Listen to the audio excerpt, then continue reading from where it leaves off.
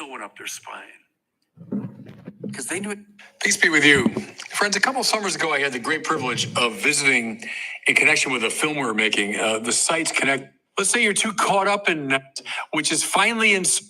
You notice how people are actively looking for the most prominent place at the banquet. And again, of fellow sinners, right? We know how this works. You come in the room, a lot of famous people there, and can I get that front table? Can I be with, the glitterati? Can I be with the rich and the famous people? Can I jockey for position so that everybody notices me? I mean, we play this game all the time. Jesus says, when you're invited to a wedding banquet, don't recline at the place of honor. Rather, when you're invited, go and take the lowest place. What's he talking about? Avant la lettre, right? Long before Ignatius, he's talking about the agere contra. If this is your temptation, and it is for a lot of us, then purposely and actively move in the opposite direction. Take the lowest place. How often, like when you come into a room like that, you know what I'm talking about, and you feel the temptation, I got to be number one here. Can you say, you know what, on purpose, I'm going to sit at table 135. I'm going to make myself obscure. I'm going to make sure that they don't notice me. Think of how many times, how much energy is spent in our lives jockeying for position.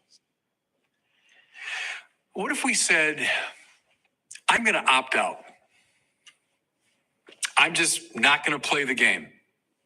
Well, one thing, you'll throw everybody off, believe me. They'll wonder what is going on. You'll throw everybody off. But also, you're going to find something like freedom. If we get that monkey of attachment off our backs, I need to be more wealthy. I need to be more powerful. I need to be more honored. It's an addiction. And our language of addiction is the best way to translate the spiritual principle, I think. You know how addictions work is you get something and you get a buzz from it. This is booze, this is the drugs, this is sex, this is honor, this is money, whatever it is. But then it wears off. Well, I got to get more of it. And then you get the buzz, but it wears off even faster. Then you got to get more of it, more of it, more of it. Before you know it, your whole life is preoccupied with attaining these worldly goods. And what that's doing, everybody, is it's blocking your access to the will of God. What a liberation if you can finally say, you know what? I'm not going to play the game. I'm out.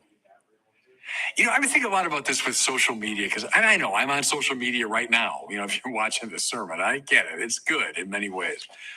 But it becomes its own addiction too. It draws us into itself. And the liberation that comes when I can just say, you know what? I'm out.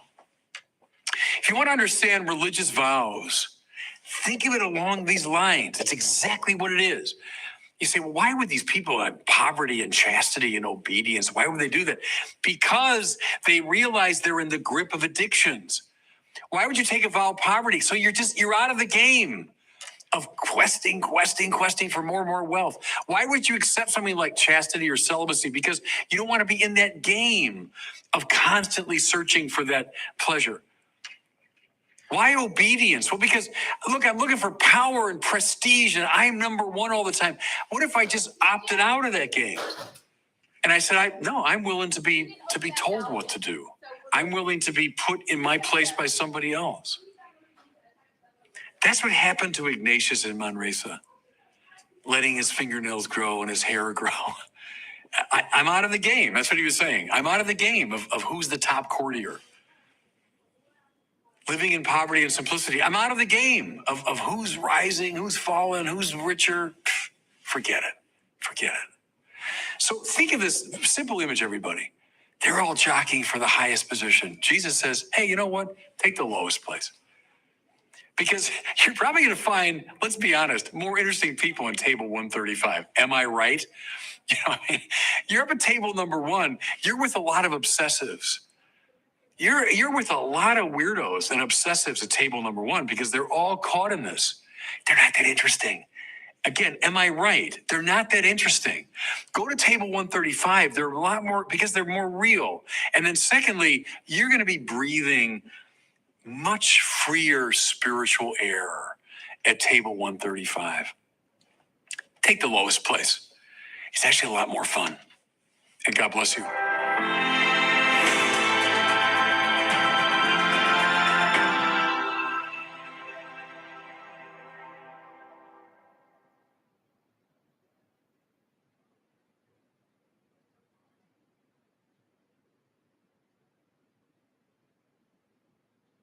Peace be with you.